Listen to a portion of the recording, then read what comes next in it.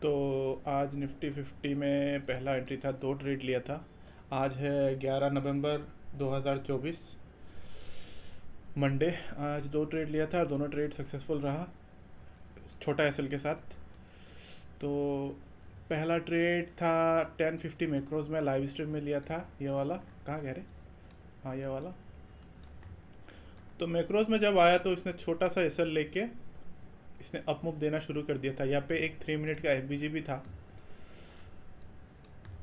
ये कहा जाता है रे भाई, हाँ हाँ, ये वाला 3 मिनट का एफबीजी।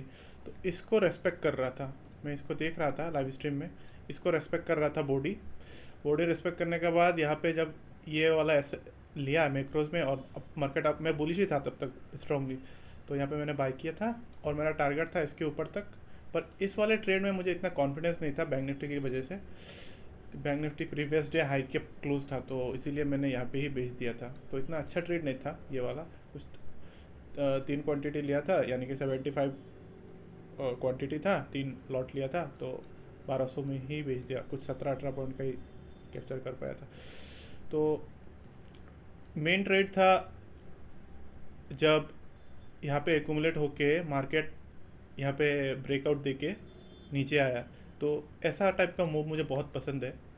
एकुमुलेट करके एक मारुबोसा कैंडल स्ट्रांगली ऊपर जाके जब नीचे आता है और मार्केट स्ट्रक्चर शिफ्ट करता है, तब मैं शॉर्ट करना पसंद करता हूँ। जब ऊपर से ये सब खाली पड़े हो, लेफ्ट में इम्बैलेंस पड़े हो, तो मैं जब ये ब्रेक किया, मार्केट स्ट्रक्चर शिफ्ट किया, तब मैं ये फेयर वैल्यू गैप में वेट कर रहा था एक बार आए तो मैं शॉर्ट करूँ, पर ऐसा चांस मिला ही नहीं।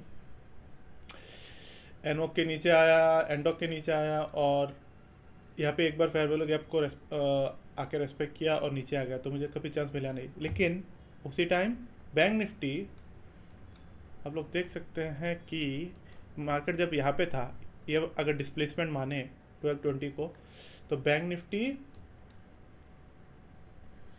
कहाँ था रे, हाँ बैंक निफ्टी बस यहाँ पे था। मतलब 5 मिनट में अगर देखूँ तो इतना ज़्यादा मूव दिया नहीं था, बस लो को लिया था। तो अभी भी बैंक निफ्टी का खाली जगह पड़ा हुआ है, और निफ्टी 50 में 50% भी नहीं आया था। अगर यहाँ से मैं यहाँ पे फिब टानू जो है ऑलरेडी, तो इसका 50% तक आया नहीं था। तो उस हिसाब से मैं अभी भी बेरिश था। और यहाँ पे 1 मिनट का गैप था बैंक निफ्टी में, इस वाले में 1 मिनट का गैप था, ये वाला कैंडल का 1 मिनट का गैप था ये वाला। और जब बैंक निफ्टी ऊपर आया, इसका 50% को टच किया, यहाँ पे एक कैंडल फॉर्म हुआ, CISD देख सकते हैं, ये वाला कैंडल। ये कैंडल फॉर्म होने के बाद मैंने यहाँ पे शॉर्ट किया था। एसएल था इसके ऊपर ही, ज़्यादा बड़ा एसएल नहीं था, छोटा एसएल था 20 पॉइंट्स का। बैंक निफ्टी में, बैंक निफ्टी में मेरा 40 पॉइंट्स का एसएल रहता है, पर आज 20 पॉइंट्स का था। और उसके बाद टाइम जो था वो 1240 को था, तो मैं इतना एक्सपेक्ट नहीं कर रहा था कि तेज़ी से गिरे। तो यहाँ पे थोड़ा नाटक किया। ये डेली एफबीजी का मिडिल पार्ट था, सी इसमें आया। उसके बाद यहाँ पे एक फेयर वैल्यू गैप क्रिएट किया, और उसके बाद जब 115 हुआ, 4 घंटे का कैंडल क्लोज हुआ, तो इसने पहले ये देखिए ये कैंडल को ऊपर की तरफ मूव किया, लेकिन ये उसका बॉडी कहाँ रखा, एफबीजी के अंदर ही क्लोज हुआ, और इसके बाद डायरेक्ट नीचे। तो मैंने 3230 को लिया था, और मेरा टारगेट था 70 पॉइंट्स का। इसका मतलब था, मतलब 300 तक था। तो यहाँ से यहाँ तक, मतलब मैंने कैलकुलेट किया था कि यहाँ से यहाँ तक होता है कितना, 180 पॉइंट्स।